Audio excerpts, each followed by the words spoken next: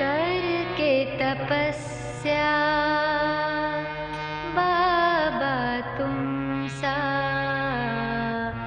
बदलें ये धरती आकाश।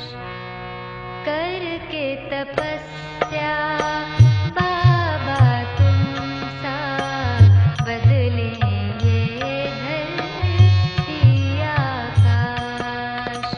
बने फरिश्ता उड़ते आए बाबा अब तेरे ही पास। करके तपस्या बाबा तुम सा बदलें ये धरती आकाश।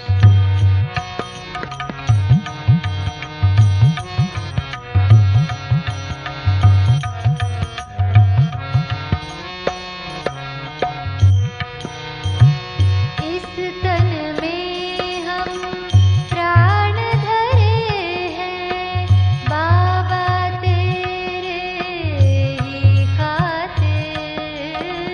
इस तन में हम प्राण धरे हैं बाबा तेरे ही खातिर। जग में पुराने ठहरे हैं हम जग परिवर्तन की खातिर। सेवा के शुभ संकल्पों से सजे हुए हैं हर एक साथ। बने फरिश्ता उड़ते आए बाबा अब तेरे ही पास। करके तपस्या बाबा तुम सा बदलें ये धरती आकाश।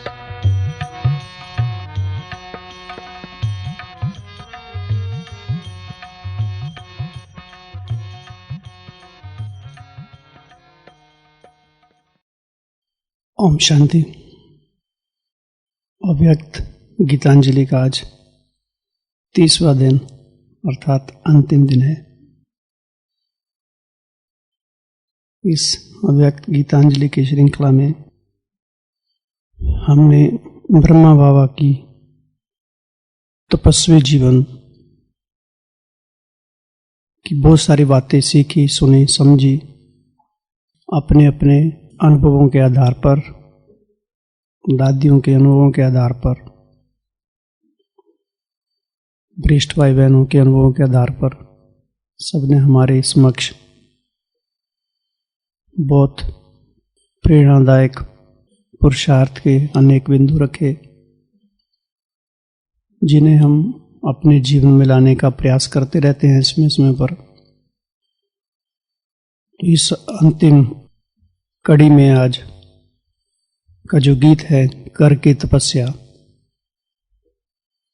संसार में बहुत सारे ऐसे तपस्वी हुए हैं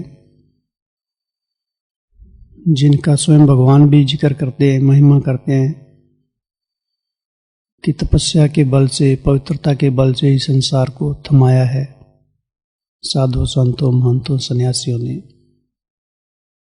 लेकिन संसार को जो परिवर्तन करने की जो जिम्मेदारी है, जवाबदारी है, उसके लिए संसार में एकमात्र ही आत्मा है जिस लक्ष्य को पूरा करने के लिए भगवान ने उनको अपना रथ बनाया, प्रजापिता ब्रह्मा बाबा,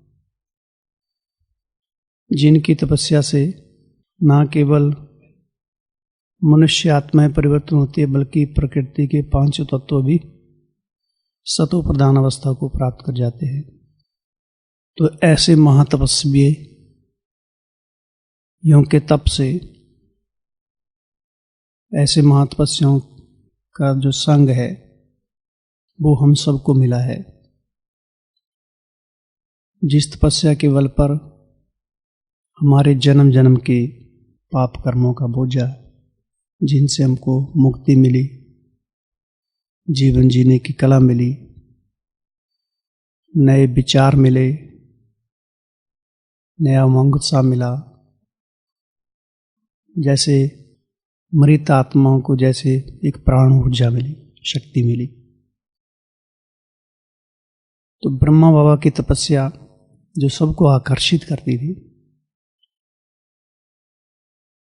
वैसे भी संसार में तपस्वी आत्माएं सबको आकर्षित करती हैं।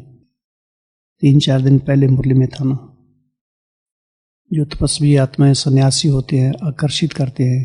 तपस्या है, पवित्रता का बल है। तो ऐसी परमात्मा प्योरिटी को बाबा ने अपने जीवन में ऐसे समा लिया था जैसे श्वासोश्वास समा लिया था। को दूसरे संकल्पों के आने का मार्जिन ही नहीं रहा अंदर। इसलिए बाबा का जीवन हम सबको प्रेरित करता है, आकर्षित करता है तपस्या के लिए। भले कहीं कहीं कुछ आत्माओं का समय पर पांव फिसलने की संभावना बनी रहती है, लेकिन फिर भी एक बार जिसने ये स्वाद चख लिया, उसका टेस्ट चख लिया, चाहे इस ज्ञान का, चाहे तपस्या का, चाहे प्योरिटी का है, अंततः उस आत्मा को इस मार्ग पर आना ही है। एक बार जो अनुभव कर लिया वो अनुभव से बंध जाती है, छूट नहीं पाती। भले उनके कमजोर संकल्पों की रचना उनको पुराने संसार की ओर खींचती रहती है, लेकिन फिर भी वो जो 1 सेकंड का जो अनुभव होता है वो इस ब्राह्मण जीवन में फिर खींच के ले आता रहता है। अगर कोई आत्माएं भागंती भी हो जाती हैं, फारकती दे देती हैं, लेकिन फिर भी अंततः उनको बाबा के घर में आना ही है, क्योंकि ये टेस्ट सबसे ऊंचा टेस्ट है तपस्या का, और इसमें बहुत बड़ा सुख है। क्योंकि तपस्या एक ऐसी चीज है जिसमें हम अपने ओरिजिनल स्वरूप का अनुभव करते हैं, जो हमारी वास्तविकता है, जो हमारे ओरिजिनल संस्कार हैं, जो हमारी ओरिजिनल स्वभाव है, स्वधर्म है, उस पर हम स्थित हो जाते हैं। व्यर्थ का किचड़ा भस्म हो जाता है। वास्तव में तपस्या किस लिए की जाती है? स्वयं का शुद्धिकरण करने के लिए, या कोई स्थान का शुद्धिकरण करते हैं। जहां जहां तपस्या का वातावरण तैयार होता है, उस एनवायरनमेंट में वाइब्रेशन ही चेंज हो जाते सारे। वहां मनुष्यों की भावनाएं चेंज हो जाती हैं, वृत्ति चेंज हो जाती है, एटीट्यूड चेंज हो जाता है, स्वभाव संस्कार चेंज हो जाते हैं। तो तपस्या हमारे जीवन का अभिन्न अंग है। ना केवल बैठ के तपस्या करना, बल्कि चलते फिरते, खड़े होकर संकल्पों की साधना जो सबसे बड़ी है, वो है हमारे संकल्पों की साधना। आज का ही वरदान है ना, संकल्प है बीज। अगर बीज शक्तिशाली है तो कर्म और वाणी स्वतः शक्तिशाली होंगे। रातों की क्लास में बताया ना, सारा काम स्मृति के ऊपर करना है। स्मृति श्रेष्ठ हो गई, सब कुछ श्रेष्ठ हो गया। चाहे वो ज्ञान, योग, धारणा, सेवा, संबंध, संपर्क, सब कुछ श्रेष्ठ। क्योंकि स्मृति सब सारा बीज है उस झाड़ का। झाड़ तो परिणाम है, प्रत्यक्ष है। इसी तरह संकल्प बीज है, कर्म और वाणी उसका विस्तार है। तो संकल्पों की साधना करनी है, और ये तुरंत नहीं होती है, धीरे धीरे धीरे धीरे धीरे धीरे जितना हम अध्ययन करते जाते हैं, मनन चिंतन करते जाते हैं, तो संकल्पों की साधना का स्तर भी वृद्धि की ओर अग्रसर होता रहता है। संकल्पों की साधारणता खत्म हो जाती है, वो कमजोरी संकल्पों की खत्म हो जाती है। शक्तिशाली संकल्पों का प्रवाह बहने लगता है, धीरे धीरे एक नई ऊर्जा का संचार होने लगता है। तो संकल्पों के स्तर पर साधना को करना है। तो आज का जो गीत है कर के तपस्या, तो इस गीत में हमने बहुत सारी बातें सुनी हैं, देखेंगे अभी उनके ऊपर चर्चा करेंगे। कर के तपस्या बाबा तुमसा बदले धरती आकाश, बने फरिश्ता उड़ के आए बाबा अब तेरे ही पास। इस तन में हम प्राण धरे हैं बाबा तेरे ही खातिर, जग में पुराने ठहरे हैं बाबा हम तेरे परिवर्तन की खातिर। सेवा के शुभ संकल्पों से सजे हुए हैं हर एक साज, कर के तपस्या बाबा प्यारे बाबा तेरी तपस्या प्रेरित करती है हमको। सुख शांति आनंद लुटाए तुमसा ही हम भी सबको, तुझसे प्यार बहुत हमको है पूरी करेंगे तेरी आश। एक ही आश रखनी है, उस आश से सारी आशाएं पूर्ण हो जाएंगी। कौन सी? ज्ञानियों की, परसों के मूल में था। बने फरिश्ता उड़ के आए बाबा अब तेरे ही पास, करके तपस्या बाबा। कर्म योग के योगी हम हैं अनासक्त वृत्ति वाले, सुखमय सृष्टि बनाएंगे अब हम शीतल दृष्टि वाले। सदा सफलता साथ हमारे मन में है पूरा विश्वास, बने फरिश्ता उड़ के आए बाबा अब तेरे ही पास, करके तपस्या बाबा। तो इस तपस्या में बहुत सारे गीतों में हमने बाबा की कुर्बानी सुनी। ब्रह्मा तेरी कुर्बानी, सबसे ऊंचा तेरा प्यार, बाबा कैसे इस संसार में शांति दूत बनकर आए, कौन कौन सी शिक्षाओं से हमको श्रृंगारा। तो तपस्या जो है ये हमारे जीवन का श्रृंगार है जी। तो तपस्या जो है वो हमें शांति दूत बनाती है, जो हमारे अंदर यमदूत बैठे हैं उनको भस्म कर देती है। तो ये तपस्या बदले धरती और आकाश को बताया ना केवल आत्माओं को परिवर्तन करती है बल्कि प्रकृति के सारे तत्वों को बदल के रख देती है। और सबसे ज्यादा जो हमारे संकल्प ग्रहण कौन करता है? सबसे पहले प्रकृति करती है। अगर हम यहाँ बैठे हैं तो यहाँ बैठने से आपको कानों तक पहुंचने तक भी बीच में कितने सारे तत्व हैं जो हमको दिखाई नहीं दे रहे हैं। आधे वाइब्रेशन तो वहीं रह गए और कैच हम उतना ही कर पाते हैं अपनी बुद्धि की क्षमता के अनुसार। वहां पहुंचते पहुंचते उसका भाव भी परिवर्तन हो सकता है, क्योंकि सामने वाला पता नहीं कौन सी मनोवृत्ति से बैठा हुआ है, लेकिन प्रकृति तो अपने अचल अडोल स्वरूप में स्थित है। वो एज इट इज उसको ग्रहण कर लेती है। इसलिए जहां भी जो भी व्यक्ति रहता है किसी भी मनोवृत्ति वाला, तो वहां के वाइब्रेशन उसी के अनुकूल धीरे धीरे वहां जमा होते रहते हैं। इसलिए यहाँ पांडव वन में शक्तिशाली वाइब्रेशन क्यों है? क्योंकि जिन भी संकल्पों से ब्राह्मण आत्मा यहाँ प्रवेश करती हैं, जिन संकल्पों के साथ साधना की जाती है, तो सबसे पहले वो संकल्प प्रकृति के बीच में चले जाते हैं। प्रकृति बहुत संवेदनशील है, वो सबसे ज्यादा ग्रहण करती है। इसलिए प्रकृति के साथ हमारा जुड़ाव बहुत गहराई से भी है। पूरे कल्प में सबसे ज्यादा जुड़ाव किससे है? हमारा प्रकृति से है। और प्रकृति ये देह के पांच तत्वों के अंदर जो हम निवास करते हैं ये भी है। तो हमारा संकल्प सबसे पहले हमें प्रभावित करता है। अगर हम किसी के प्रति नेगेटिव सोचते हैं तो सबसे पहले वो नेगेटिव संकल्प भी हमको ही प्रभावित करेगा, दूसरे को हमारे से कम प्रभावित करेगा। अगर हम किसी के बारे में थोड़ा नेगेटिव सोचते हैं तो उसको प्रभाव कम होगा, लेकिन उसका प्रभाव हमको ज़्यादा होगा, क्योंकि हम कम उसके बारे में नेगेटिव सोचने के बजाय हम पहले नेगेटिव थॉट क्रिएट कर रहे हैं। तो उसका प्रभाव तो सबसे पहले हमारे कर्मेंद्र में चला गया, उसकी सारी संवेदना हमारे में समा गई है। तो इसलिए बताया संकल्पों के स्तर पर तपस्या को हमें आगे बढ़ाना है। तो तपस्या न केवल मनुष्य आत्मा को बल्कि धरती आकाश को भी परिवर्तन करती है। बने फरिश्ता उड़ के आए बाबा अब तेरे ही पास।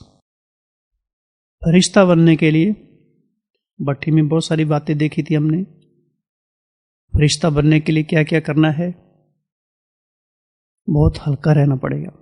जो भी संकल्पों का बोझ है, पुराने बेकर्मों का, जो अतीत की स्मृतियां हैं, वो कहीं ना कहीं आत्मा को बांध कर रखती हैं। उनसे मुक्त होने के लिए ज्ञान को बढ़ाना है, शुभ संकल्पों के साज बताया ना आगे। तो शुभ संकल्पों को बढ़ाना है। जितने जितने शुभ, शुद्ध, शक्तिशाली संकल्पों का संग्रहण हम करते जाएंगे, जितना हम अपने आप को ज्ञान योग में डुबो के रखेंगे, वो शक्तिशाली संकल्प हम आत्मा को बहुत हल्का बनाते जाएंगे। उन शक्तिशाली संकल्पों से ही आत्मा उड़ान भरेगी, ज्ञान योग के पंख लगेंगे। तो उड़ान भरने के लिए जितने भी हमारे बंधन हैं सूक्ष्म, एक है स्थूल बंधन। स्थूल बंधन हमें इतना नहीं बांधते हैं जितना सूक्ष्म बंधन। सबसे जो ज़्यादा बंधन है हमें हमारे ही विचारों के बंधन हमको बांध के रखते हैं। स्थूल बंधन तो बहुत छोटी चीज़ है, स्थूल बंधनों की बड़ी बात नहीं है, क्योंकि यहाँ सारी साधना सूक्ष्म स्तर पर है, अदृश्य है। तो फरिश्ता बनना अर्थात हमें जो सूक्ष्म बंधन है उनसे हमको मुक्त होने का पुरुषार्थ करना है। जो भी हमने संकल्पों से प्यार करके रखा हुआ है, जिनको हम छोड़ना नहीं चाहते, पुरानी स्मृतियों को, पुराने संस्कारों को हमने पकड़ के रखा हुआ है, जबकि बार बार उनसे हम दुख उठाते हैं, धोखा खाते हैं, क्योंकि उनसे लंबे समय के साथ हमने उनका साथ निभाया है। उन संकल्पों को धरातल पर आने के लिए पुरुषार्थ किया है, नेगेटिव संकल्पों को, और उनको पकड़ के रखा हुआ है। क्योंकि व्यर्थ की, बाबा कहते हैं ना, स्पीड बहुत तेज होती है, उसके लिए पुरुषार्थ नहीं करना पड़ता है, वो अपने आप ही चलता है। व्यर्थ की एकता बहुत ज़्यादा है और समर्थ मुट्ठी भरी संकल्प है हमारे पास, इसलिए व्यर्थ की तरफ हम जल्दी जल्दी बह जाते हैं। तो समर्थ संकल्पों का संग्रहण हमको बुद्धि में करना है, ताकि उसके आधार पर आत्मा को शक्तिशाली संकल्पों का भोजन मिले। शक्तिशाली संकल्पों का भोजन मिलेगा तो आत्मा उड़ान भरेगी। उड़ने के लिए ताकत नहीं है तो फिर उड़ान कैसे भरेंगे? तो शक्तिशाली भोजन है आत्मा के लिए शुद्ध संकल्प। तो हमको शुद्ध संकल्पों का संग्रहण करना है, ताकि हम सूक्ष्म बंधनों से मुक्त होते फरिश्ता बनकर उड़ान का अनुभव करें, है ना, गगन में विचरण करने का अनुभव करें। भले इस देह रूपी धरनी पर रह रहे हैं, लेकिन इस देह की धरनी से भी न्यारे 5 रूपों का अनुभव बताया ना सवेरे के योग में, अमृत वेले के योग में 5 रूपों का ड्रिल, पंचमुखी ब्रह्मा। तो ये जो 5 ड्रिल है, 5 रूपों की ड्रिल, ये हमें इस संसार से अनासक्त बना देती है, इस संसार से डिटैच कर देती है, इस संसार से अलग थलग कर देती है एकदम। क्योंकि आत्मा में लंबे समय से पुरानी स्मृतियों का जो एक आदत पड़ गई है, उससे छूटना ये एक बहुत श्रेष्ठ माध्यम है। ड्रिल करना बार बार, छोटी छोटी ड्रिल, और उसके लिए थोड़ी मेहनत तो लगती है स्टार्टिंग में। ऐसा नहीं तुरंत हो जाएगा। सोचा परमधाम में पहुंच गए, नहीं, फिर बार बार नीचे आएंगे, क्योंकि परमधाम में रहने का अनुभव ही नहीं है, प्रैक्टिस नहीं की है हमने। सोचा सूक्ष्म वतन में पहुंच गए, अनुभव ही नहीं है उसका, पूज्य स्वरूप का अनुभव। तो इसके लिए थोड़ा प्रैक्टिस चाहिए, बार बार प्रैक्टिस करते रहेंगे। करते करते करते बताया ना, स्मृति को समर्थ बनाने के लिए क्या करना पड़ेगा? बार बार रिकॉल करना पड़ेगा, उसको दोहराना पड़ेगा, बार बार उसका रिवाइज करना पड़ेगा, तो उसका रियलाइजेशन होगा। अगर मैं उसको रियलाइज नहीं करता तो रियलाइजेशन कैसे होगा? तो हमको अगर फरिश्ता बनना है, एक उड़ान भरनी है, तो जितने भी हमारी सूक्ष्म मन के बंधन है, जितनी जंजीरें हैं, उनको तोड़ने के लिए हमें खुद अपने ही स्तर पर कार्य करना पड़ेगा। स्वयं की जांच करनी पड़ेगी, स्वयं पर पहरा देना पड़ेगा। दूसरों पर पहरा देना बड़ा आसान है, लेकिन स्वयं पर पहरा, स्वयं के पहरेदार बनना, स्वयं को देखना, ये स्वयं का जो संसार है, आंतरिक संसार, उस आंतरिक जगत में क्या क्या चल रहा है, उस जगत में हमने क्या क्या, किस किस को पालना दे रहे हैं, जो व्यर्थ का भंडार है, जिससे हमारा उत्थान नहीं हो रहा है, पतन हो रहा है, उससे हम कैसे मुक्त हों। तो हम अगर उड़ान भरना चाहते हैं फरिश्ता बनकर, अर्थात इस देह रूपी धरनी से डिटैच होना चाहते हैं, या देह की स्मृतियाँ दिनों दिन हमारी कम होती जाएं। ऐसा नहीं है कि देह की स्मृतियाँ रहेंगी नहीं, रहेंगी, लेकिन धीरे धीरे उनका अनुपात कम होता जाए। विदेही अवस्था की, अशरीरी अवस्था की, परम धाम की स्मृतियाँ, सूक्ष्म वतन की स्मृतियाँ, स्वर्ग की स्मृतियाँ, इस संगम युग की स्मृतियाँ। कल बाबा ने बताया ना, कल मुनि में बार बार स्मरण करते रहो, वापस घर जाना है, अब हमको नई दुनिया में आना है, बाप हमको लेने के लिए आए हुए हैं। तो ये स्मृतियाँ हैं, ये जो सिमरन है, ये हमको संसार की व्यर्थ स्मृतियों से मुक्त करता है, हमें शक्तिशाली बनाता है, उड़ान भरने के लिए नए पंख देता है, हमारे पंखों को, स्मृतियों के पंखों को मजबूत बनाता है। तो अगर हमें उस अवस्था का अनुभव करना है, हल्के रहे हम सदा, तो हमको ये अपने ऊपर काम करना पड़ेगा। करके तपस्या बाबा तुम सब बदलें धरती आकाश, बने फरिश्ता उड़ के आए बाबा तेरे पास। तो बाबा के पास हम पहुंचने की अनुभूति कर पाएंगे। इस तन में हम प्राण धरे हैं बाबा तेरे ही खातिर, अर्थात इस तन में जो हम बैठे हुए हैं, जो प्राण है, जब तक ये जीवन है तब तक बाबा के ही खातिर है। ऐसा नहीं है केवल गीत का शब्द पकड़ना के बाबा की खातिर है, लेकिन जो इस संसार में रहते हैं उनके खातिर भी तो हैं।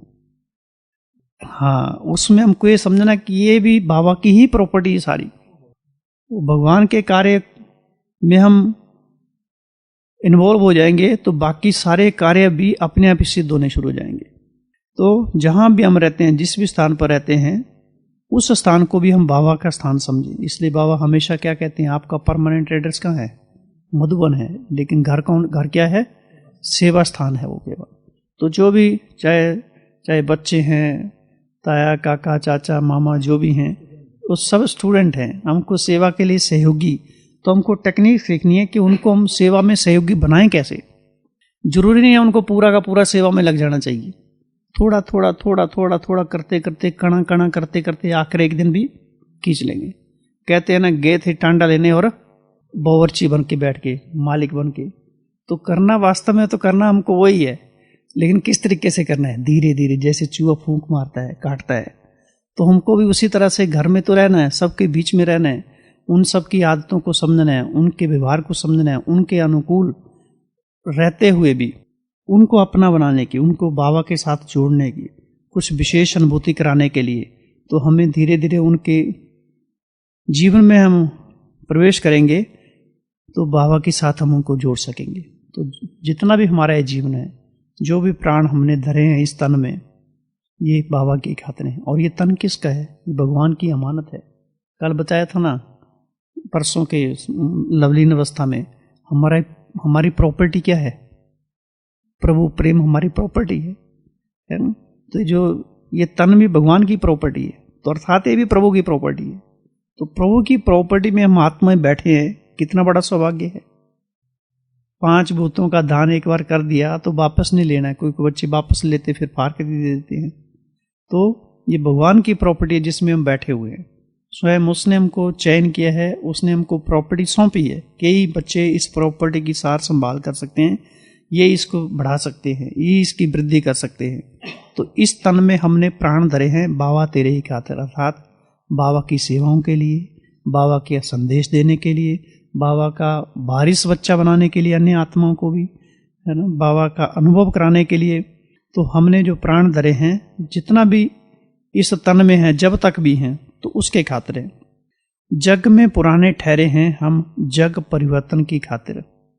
जग अर्थात संसार में, इस पुरानी दुनिया में ठहरे हैं केवल संसार को परिवर्तन करने की खातिर। और संसार परिवर्तन करने का संकल्प कब आएगा? जब हम स्वयं को परिवर्तन करेंगे, जब हमें स्वयं महसूस होगा कि हाँ, हमारे में परिवर्तन हो रहा है। अगर स्वयं में परिवर्तन महसूस नहीं होता तो संसार को परिवर्तन करने का संकल्प भी नहीं आएगा। क्योंकि संसार किस दौर से गुजरा है, कैसी जीर्ण शीर्ण अवस्था है, कैसे संसार की परिस्थितियां दिनों दिन बदहाल होती जा रही हैं, बदतर होती जा रही हैं। तो ऐसी बदतर परिस्थितियों से जकड़े हुए संसार को परिवर्तन करने का जो बीड़ा है, बाबा ने हम सबको सौंपा हुआ है। वो जिम्मेवारी हम सबको सौंपी है। तो उसके पहले हमें स्वयं को परिवर्तन करना है। हमारे स्वभाव संस्कार, हमारी दृष्टि, हमारी वृत्ति, हमारी कृति, हमारा चाल चलन, व्यवहार, बोल। और ऐसा नहीं कि तुरंत बदल जाएगा, टाइम तो थोड़ा लगता है, लेकिन प्रैक्टिस करते रहना है, हमको छोड़ना नहीं है। क्योंकि जिस पथ पर हम आत्माएं निकली हैं, इस तपस्या के पथ पर, उस पथ पर चलने के योग्य हम आत्माएं हैं। संसार की आत्माओं में वो ताकत नहीं है। उन आत्माओं को ताकत देने के लिए हम बाबा ने हम बच्चों को निमित्त बनाया हुआ है। तो ऐसी ताकतवर आत्माएं हैं। पुराने जग को परिवर्तन करने की जिम्मेवारी हम सब बाबा हमको दी है। बाबा ने हम सब आत्माओं को लायक समझा है। बाबा ने कहा तुम बच्चे तो क्या बन गए थे, ना लायक, लेकिन बाबा ने आके हम सबको लायक बनाया है। तो इस तन में किस लिए ठहरे हैं? पुराने जग को परिवर्तन करने की खातिर ठहरे हैं। सेवा के शुभ संकल्पों से सजे हुए हैं हर एक साज। सेवा के शुभ संकल्प, तो शुभ संकल्प सेवा के कौन कौन से हैं? जैसे बाबा के संकल्प कैसे थे? सर्व का कल्याण हो, एक भी आत्मा के प्रति ऐसी वैसी भावना नहीं, है ना। संसार में हम आत्माओं के साथ अनेक जन्मों तक ऐसे हिसाब किताब बहुत सारे बने होंगे जिनका बोझ हम आत्माओं के ऊपर है, वो जो हमें शत्रु प्रतीत होती थी। लेकिन बाबा के बनने के बाद हमारा जैसे आंतरिक जो संकल्पों का संसार है वो धीरे धीरे परिवर्तन हो गया। हमारी जो नेगेटिव भावनाएं थी उन नेगेटिव भावनाओं को बाबा ने परिवर्तन कर दिया पॉजिटिव भावनाओं में। शुभ भावनाएं क्या चीज़ होती हैं, इससे तो हम सब पहले अनभिज्ञ थे। शुभ संकल्प क्या होते हैं, इससे पहले तो हम अपरिचित थे, कुछ भी जानते नहीं थे उसके बारे में। तो शुभ भावनाओं का बल बाबा ने कैसे भर दिया हमारे में। शुभ भावनाएं, शुभ कामनाएं, ये शुभ भावनाएं शुभ कामनाएं बाबा ने कहा ना दुआएं हैं, है ना। उस बताया था ना पिछले संडे में जादू मंत्र। कौन सा जादू मंत्र? शुभ भावना, शुभ कामना, शुभ दुआएं। तो दुआएं ये जादू मंत्र का काम करती हैं। कल भी दुआओं की बात थी, कल की मुरली में भी था दुआओं की बात। हाँ जी, दुआ दूसरों से दुआएं प्राप्त करना, हाँ जी करना, भले कोई भी आत्मा है, भले वो हमारे संबंध संपर्क में नहीं भी है, लेकिन फिर भी उनकी दुआएं प्राप्त करना, उनकी हाँ जी अर्थात उनकी बात को सुनना, सोचना, समझना, उनको रिस्पॉन्स देना। तो ये भी एक सूक्ष्म रूप से दुआएं जो है ये भी हाँ जी विपत्तियों के समय काम आती है। जो भी कठिनाइयाँ आती हैं तो उसमें हमें ये काम आती हैं। और कठिनाइयाँ हमारे जीवन को क्या बनाती हैं? स्लोगन था 4 दिन पहले, कठिनाई से घबराओ नहीं, ये कठिनाइयाँ जीवन को डैश बनाती हैं, मजबूत था तो ऐसे ही, लेकिन दूसरा शब्द था वो पीछे से बोल रहे, ताकतवर बनाती हैं, ताकत देती हैं जीवन में, है ना। मजबूत तो पर बूस्टर हो जाए तो। और जो मजबूत वाली बात थी वो कल थी, कौन सी? परसों के स्लोगन में थी, अनुभवी वह है जो जिसका दिल मजबूत और बुजुर्ग हो। वो कौन है? वो अनुभवी है, बुजुर्ग।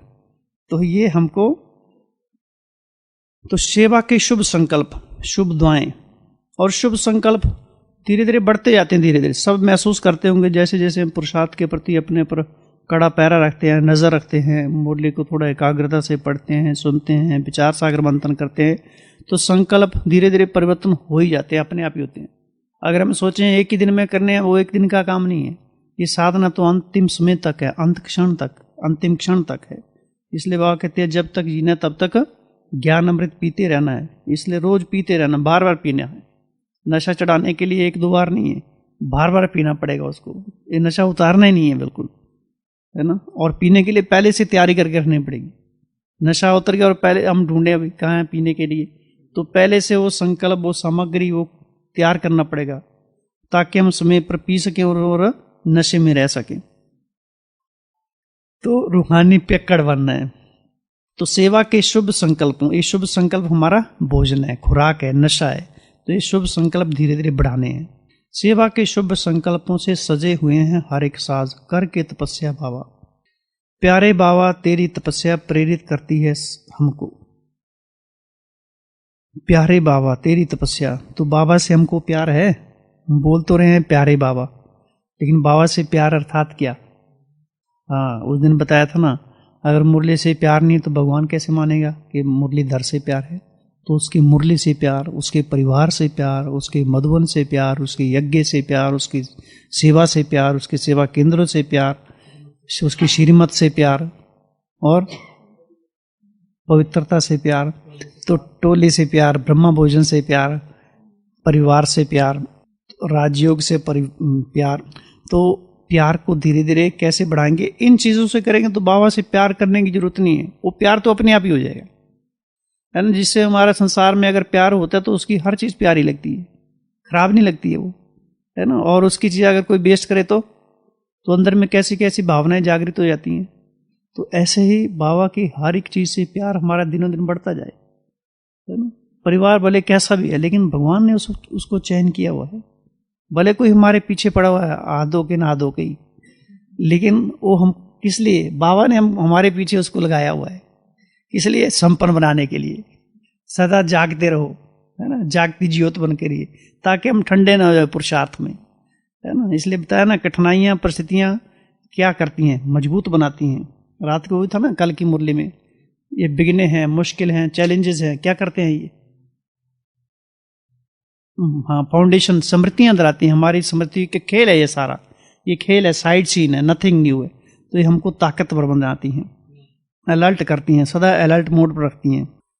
तो प्यारे बाबा, तेरी तपस्या प्रेरित करती है हमको, और तपस्या वास्तव में, तपस्या का परिणाम क्या है? सुख, शांति, आनंद लुटाए तुम सा ही हम भी सबको। तपस्या जो है वो सुख शांति का स्रोत है, आनंद का स्रोत है, क्योंकि जब हम तपस्या में बैठते हैं तो संसार को भूल जाते हैं। हमने अपने मन बुद्धि में संसार को जो पकड़ के रखा हुआ है, इतने देह के संबंधों को पकड़ के रखा हुआ है, उनसे छूट जाते हैं, तो आत्मा उड़ान भरती है। और जितना हम उड़ते हैं कितना हल्के होते हैं। वैसे भी आप कभी ऊंचे स्थान पर जाओ, एक है नीचे स्थान पर वॉकिंग करो, एक है ऊंचाई पर जाके बैठो, मजा कहाँ आता है? ऊंचाई पर आता है, और वहां से सारी चीजें छोटी रहती, नीचे नीचे छोटी छोटी दिखती हैं, और लगता है कि हमारी अवस्था ऊंची है। तो तपस्या भी एक ऐसी चीज है जो हमको ऊंच अवस्था की ओर लेके जाती है, एक नए रास्ते का निर्माण करती है, जिस रास्ते पर सुख ही सुख है ना। साइड सीन है, वो परिस्थितियां भले आती हैं, लेकिन वो एक साइड सीन अनुभव तब होगी जब हम ऊंचाई पर जाना आरंभ करेंगे। तपस्या हमारी सुख शांति का स्रोत है, आनंद लुटाती है। तुम सा ही हम भी सबको बाबा, तुमसे प्यार बहुत है हमको, पूरी करेंगे तेरी आश।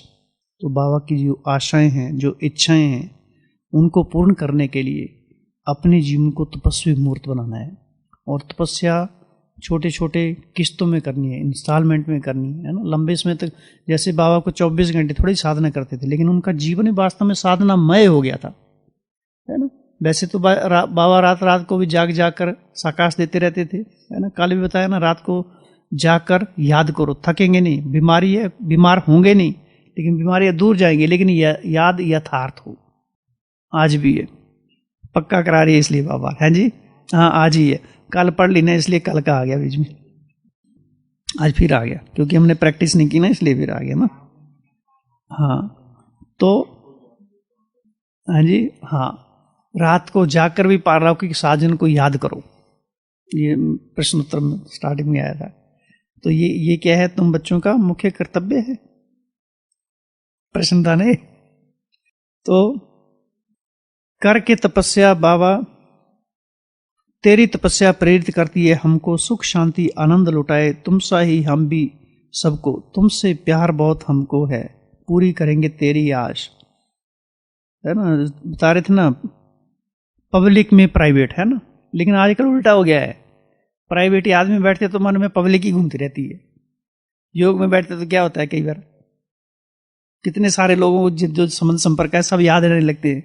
तो उल्टा ना हो जाए कहीं, पब्लिक में प्राइवेट, प्राइवेट में पब्लिक ना आती रह गई। जब हम याद में बैठे हैं तो उस समय हमको ऐसा नहीं कि वो याद आ रहा है, वो याद आ रहा है, हमें ऐसा हिसाब किताब बनाए ही क्यों?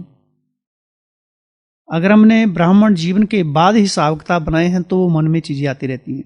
इसलिए अभी समेटने का समय है। इसलिए हमको अपने मन में ऐसी वैसी चीजों को, ऐसे वैसे लोगों को, ऐसे वैसे संकल्पों को स्थान नहीं देना है, क्योंकि ये मन एक मंदिर है, ये भगवान की अमानत है। इसलिए बाबा ने उस दिन कहा ना कि 1 घंटा बैठ जाए तो मन डिस्टर्ब ना करे। तो ये भी साधना है, ये वास्तविक साधना तो यही है। अपने मन को हम कौन सी दिशा दे रहे हैं, किस दिशा में मन जा रहा है, मन रूपी घोड़े को की लगाम हमारे हाथ में है या नहीं है, तो कैसे आएगी? वो शुद्ध संकल्पों से, शक्तिशाली संकल्पों से। तो कर्म योग के योगी हम हैं, अनासक्त वृत्ति वाले। कर्म करते हुए भी हमारा योग जुटा रहे, ऐसा नहीं हम कर्म कॉन्शियस है। और वास्तव में होता है कई बार कर्म कॉन्शियस ही हो जाते हैं, हमको याद भूल ही जाती है बिल्कुल भी, किसकी याद कर रहे हैं, कहाँ पर बैठे हैं, किस लिए कर्म कर रहे हैं। जब ये भूल जाता है तो उस कर्म का प्रभाव आत्मा को प्रभावित कर देता है, फिर वहाँ आत्मा स्वार्थ ढूंढने लगती है। इसलिए जो भी हम कर्म करते हैं तो उसमें हम निरंतर भले हल्की सी स्मृति बनी रहे कि कर्ण करावनहार कौन है, किसकी सेवा कर रहे हैं, किसने हमारा चयन किया हुआ है, इस कर्म का परिणाम क्या होगा, उसका आदि मध्य अंत क्या होगा, दूसरे लोग इस कर्म से क्या प्रेरणा कर ले रहे हैं। जो कर्म हम करेंगे हमको देख के दूसरा करेंगे, तो हम कर्म योगी हैं, अर्थात कर्म में हम योग को शामिल कर दें किसी न किसी तरीके से। जैसे बताया ना कल, छत्रछाया है, परमात्मा छत्रछाया है, तो अगर छत्रछाया है तो हम सेफ रहेंगे। अगर कर्म करते भी हम कर्म करावनहार की छत्रछाया के नीचे नहीं है, तो छत्रछाया जहाँ नहीं है वहाँ माया प्रवेश कर जाएगी और हमारी शक्तियों को चुरा के ले जाएगी। इसलिए कर्ण करावनहार की स्मृति रहे, निमित्त भाव की स्मृति रहे, उस सेवा का क्या परिणाम है उसकी स्मृति रहे, तो हम कर्म करते हुए योग को अपने जीवन में लाना सहज अनुभव करेंगे। अनासक्त वृत्ति वाले, उस कर्म के प्रति हमारी कोई आसक्ति ना हो, उस कर्म के प्रति या और भी बहुत सारे संसाधन हैं उनके प्रति हमारी आसक्ति न बढ़ती जाए। अनासक्त वृत्ति हमारी दिन प्रतिदिन परिपक्व होती जानी चाहिए, मजबूत होती जानी चाहिए। अटैचमेंट ना हो, डिटैचमेंट हो। कर्म योग के योगी हम हैं अनासक्त वृत्ति वाले, सुखमय सृष्टि बनाएंगे अब हम शीतल दृष्टि वाले। सुखमय सृष्टि का निर्माण कैसे होगा?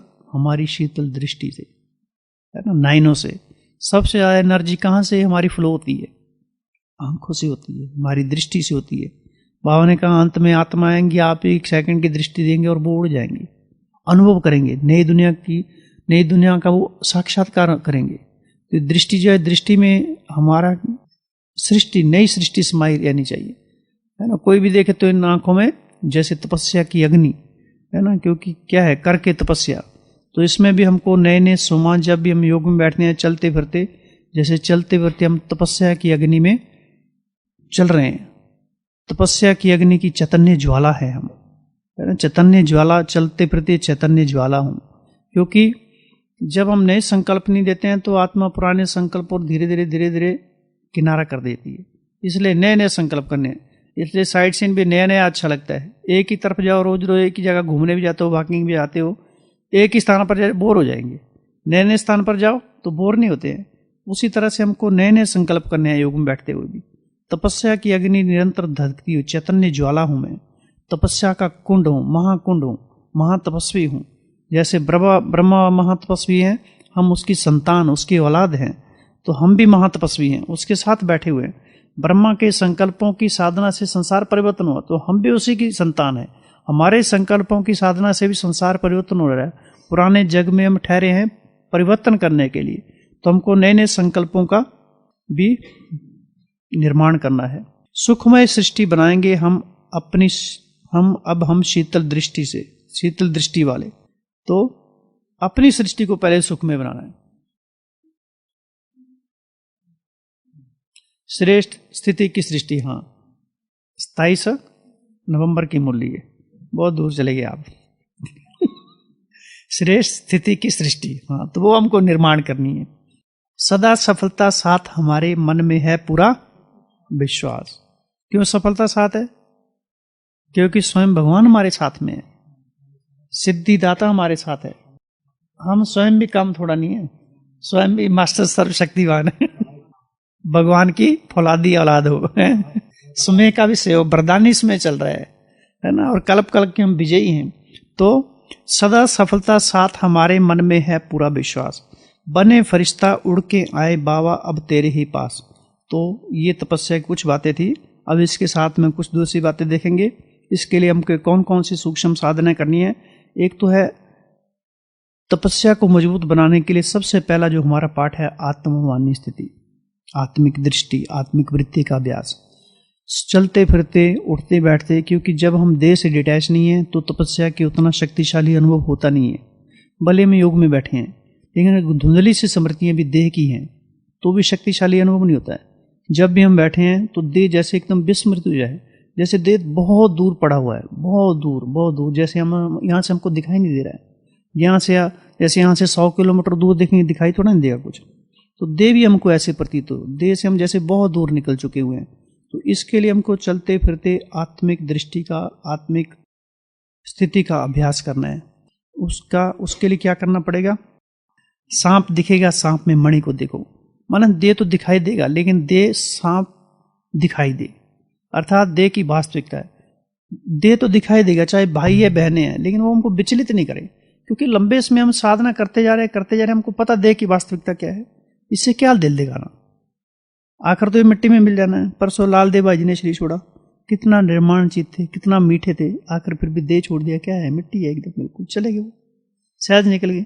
उनकी सेवा करते थे राजेश भाई लॉन्ड्री वाले, तो उनको बोलते थे लाल देव भाई अभी अंतिम कुछ 4-5 दिन पहले ही, बोला तुमको भी ऐसे छोड़ना है एक दिन शरीर तुम भी ऐसे बीमार हो गए तो उनकी देखो चेतना, उनकी स्मृति कैसी पक्की है लाल देव भाई जी की लास्ट तक मुरली पढ़ते थे तो उन्होंने हमको आवाज से पढ़ते थे, हाँ चश्मा नहीं था। तो एक बार क्या हुआ, हम शाम को, हाँ जी क्या करते थे, हाँ तो हमको एक बार क्या हुआ, शाम को हम बैठते थे उनके साथ में, वो घंटों घंटों तक बैठे रहते थे डाइनिंग में शाम में, 4-4 घंटे, माना बैठे अकेले बैठे हुए एकदम युग में। तो एक बार हम बैठे थे तो हमको कहते हैं तुम्हें पहेलियाँ आती हैं? मैं हम बोला हाँ थोड़ी बहुत आती हैं। तो बोला ये बताओ कौन आ रहा है, कौन जा रहा है, कौन बैठा है और कौन खड़ा है? तो हम सोचा, नहीं बताया उनको। मैंने कहा लालदी भाई जी आप ही बता दो। तो बोला विनाश खड़ा है, बाबा बैठा है, सतयुग आ रहा है, कलयुग जा रहा है। कितनी अच्छी बात बताई। फिर क्या हुआ, फिर 5-6 महीने, ये 2-3 साल पहले की बात है, फिर 5-6 महीने के बाद फिर वो बैठे हुए थे और भी कोई लोग बैठे थे, हम भी बैठ गए। तो हम थोड़ा मूड अप डाउन होगा उनका, तो हमने पूछा लालदी भाई जी कौन आ रहा है, कौन जा रहा है, कौन बैठा है, कौन खड़ा है? तो हमको कहते हैं मैं इस काम के लिए बैठा हूँ क्या कौन आ रहा है, कौन जा रहा है, मुझे क्या लेना देना उससे मानो वो इतना ठीक जवाब देते थे सब चुप हो जाते थे तो हमको ये देह की वास्तविकता को समझना है, ये देह में क्या रखा हुआ है ना। तो इससे हमारी जो है किनारा, बुद्धि किनारे होती जाएगी। कौन से अभ्यास से? आत्मा के अभ्यास से। आत्मवानी स्थिति, आत्मिक दृष्टि, आत्मा के 7 गुणों का अनुभव, उस अनुभव करना ही तपस्या है कि मैं आत्मा सुख स्वरूप हूँ। तो उसमें टिक जाने का है कि वास्तविक सुख कौन सा है, अतीन्द्रिय सुख है। अर्थात इन इंद्रियों से परे जब मैं आत्मा निकल जाती हूँ तो बहुत हल्की हूँ, बहुत शक्तिशाली हूँ, बहुत प्योर हूँ, सुख से भरी हुई हूँ, परमात्मा प्योरिटी से भरी हुई हूँ। तो वो जो अनुभव है हमको देह से धीरे धीरे डिटैच करता जाएगा। कोई भले हमारे सामने कैसा भी आ जाए, किस तरह की आत्मा, भले कोई अट्रैक्शन करने वाली आत्मा हो, लेकिन हमारे पर उसका लेप शेप नहीं चढ़ेगा। थोड़े समय के हम संबंध संपर्क में आएंगे, जितना हमको उससे जरूरत होगी, काम होगा, सेवा होगी, किया और किनारे, फिर हमको याद नहीं आएगी। तो इसलिए बाबा ने सबसे पहले ये 14 साल कौन सा अभ्यास कराया सबको? आत्मा का, आत्मा का। तो ये हमको अभ्यास पक्का करना है। ज्ञान भी समय पर स्मृति नहीं आती तो घबराते हैं, तो इसलिए अभी हमको समय है स्मृति को पुष्ट करने का, मजबूत करने का, शक्तिशाली बनाने का। तुमको चलते फिरते उठते बैठते ये अभ्यास सहज है, और ये तुम सबको पता है कि हम तो हैं ही वास्तव में आत्मा। परिवर्तन कहाँ से हुआ? कल की मुरली में था ना, सारा सार क्या है? एक संकल्प से परिवर्तन हो गया, मैं शरीर नहीं आत्मा हूँ। इस स्मृति से, परिवर्तनों से हमारे मन में सबके प्रति फिर शुभ भावनाएं जागृत होंगी, तो शक्तिशाली बनती जाएंगी और देह के प्रति आकर्षण धीरे धीरे कम होता जाएगा। तो हमको ये अभ्यास करना है, आत्मिक दृष्टि का अभ्यास, आत्मिक वृत्ति का अभ्यास। दूसरी बात है एकांत में रहने का, ज़्यादा अपना अनुभव बढ़ाना है, क्योंकि जब हम एकांत में चले जाते हैं तो आसपास जब हमारे पास किसी देहदारी के विचार नहीं होते हैं तो हमारा प्रकृति से जुड़ाव होने के साथ साथ हम अपने आप को महसूस करना शुरू कर देते हैं, क्योंकि वहाँ दूसरे देहदारी भी नहीं है और स्वयं की देह की भी शुद्ध धूत धीरे भूल जाती है, क्योंकि एकांत है, प्रकृति में सन्नाटा छाया हुआ। उस सन्नाटे में, क्योंकि आत्मा परम धाम में क्या है? सन्नाटा है एकदम। तो आत्मा उस सन्नाटे में जब खोने लगती है तो गहराई से हम महसूस करते हैं, ये देह से विस्मृत हो जाते हैं। तो एकांत को ही बढ़ाना है। इसलिए बताया ना, पब्लिक में प्राइवेट, अगर हम भले पब्लिक में बैठे हुए भीड़ भाड़ में, तब भी हमको एकांत का अनुभव करना है। इसलिए जब हम बाबा के मिलन में सब एकत्रित होते हैं, इतनी संख्या में भाई बहनें, कैसे एकांत में चले जाते हैं सब। तो वहाँ भी इतना भीड़ है ना, रश है ना, लेकिन सब एकांत में है, क्योंकि प्रवाह ही वैसा है। तो हमको चलते फिरते भी, भीड़ में भी एकांत का अनुभव, और वैसे भी स्थूल रूप से भी एकांत में हमको ज़्यादा से ज़्यादा समय बिताने की प्रैक्टिस करनी है।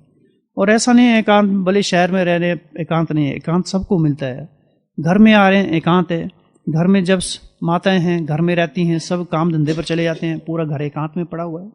ऑफिस में बैठे हैं, ऑफिस में भी ऐसा नहीं कि 24 आवर ही सब कोई आ ही जा रहे हैं, वहाँ भी थोड़ा एकांत का अनुभव होता है। चलो संडे को बगीचे में चले जाओ थोड़ा, इसलिए बाबा कहते छुट्टी लेके प्रैक्टिस करो, एकांत में बैठ के मैं आत्मा हूँ, आत्मा हूँ, आत्मा हूँ, प्रैक्टिस करो। तो ये आत्मा जो आत्मिक प्रैक्टिस है, ये हमारी तपस्या को प्रज्वलित कर देगी, शक्तिशाली बना देगी।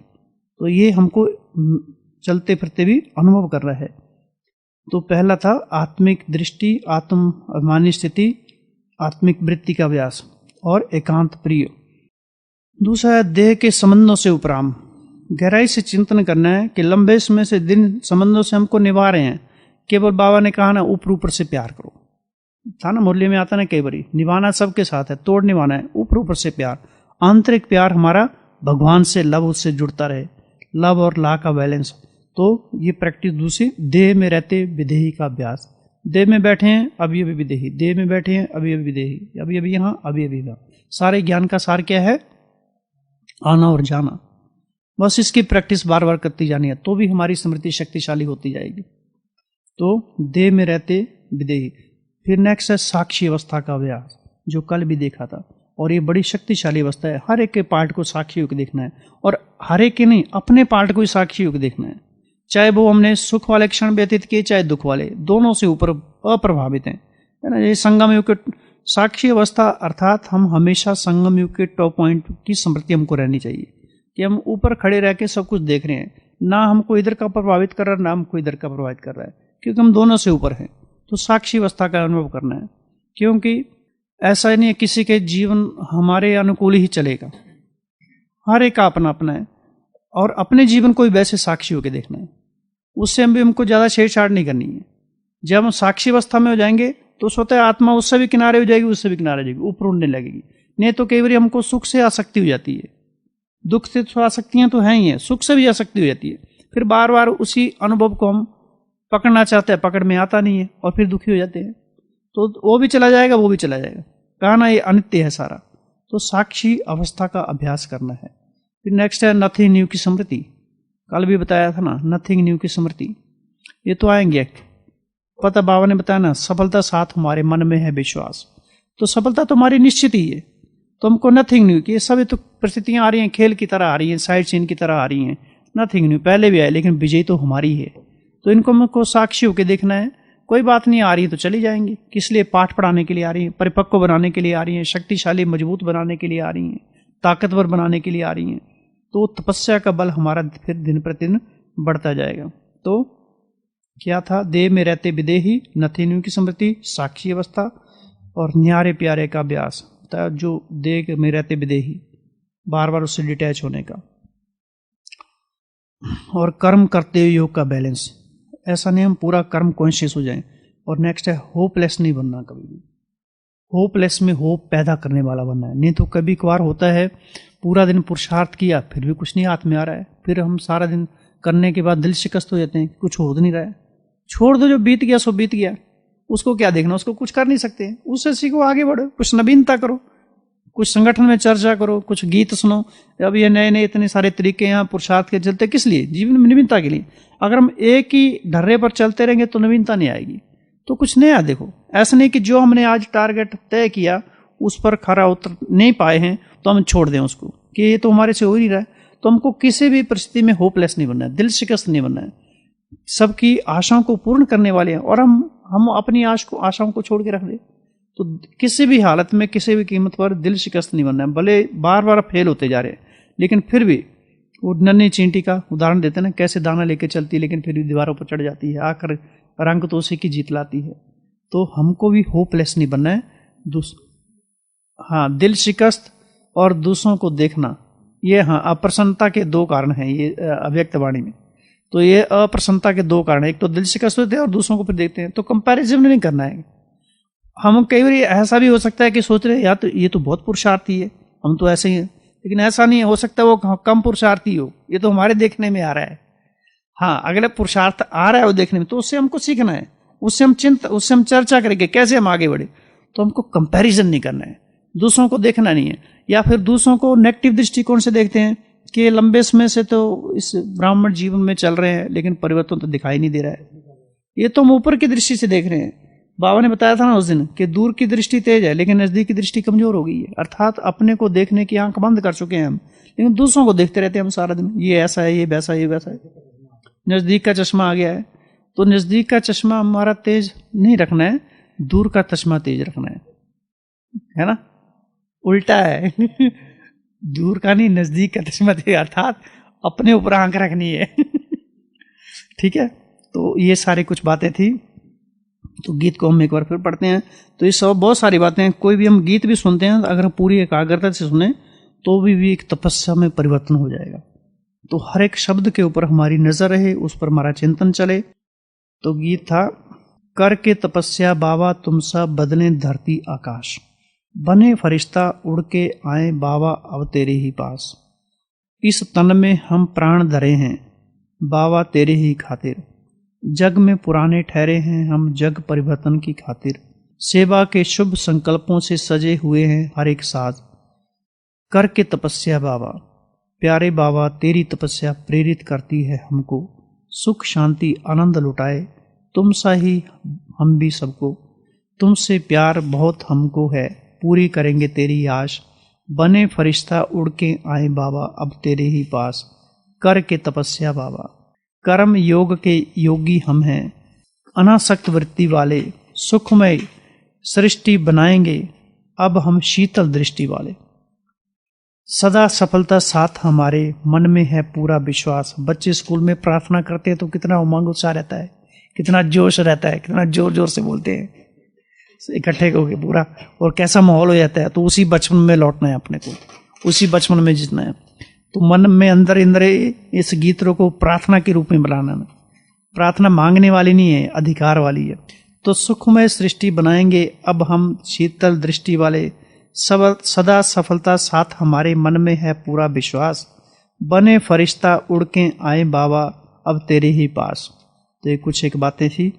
तो आज ये अव्यक्त गीतांजलि की अंतिम कड़ी थी, जिसमें हमने बहुत सारे भाई बहनों से अनुभव सुने, बहुत सारे भाई बहनों ने अपने अपने अनुभव के आधार से हम सबको लाभान्वित किया। तो ये श्रृंखला यहाँ समाप्त नहीं होती है, बल्कि आज से शुरू होती है। हमारा जीवन जो है अव्यक्त मास में अव्यक्त गीतांजलि, अव्यक्त गीत अंदर ही अंदर हम गुनगुनाते रहें, अर्थात अव्यक्त अवस्था की ओर हम दिन प्रतिदिन अग्रसर होते जाते हैं। पुरुषार्थ के नए नए तकनीक हम खुद ही निर्माण करें और एक दो के अनुभवों से लाभान्वित होकर आगे बढ़ते रहें। ओम शांति।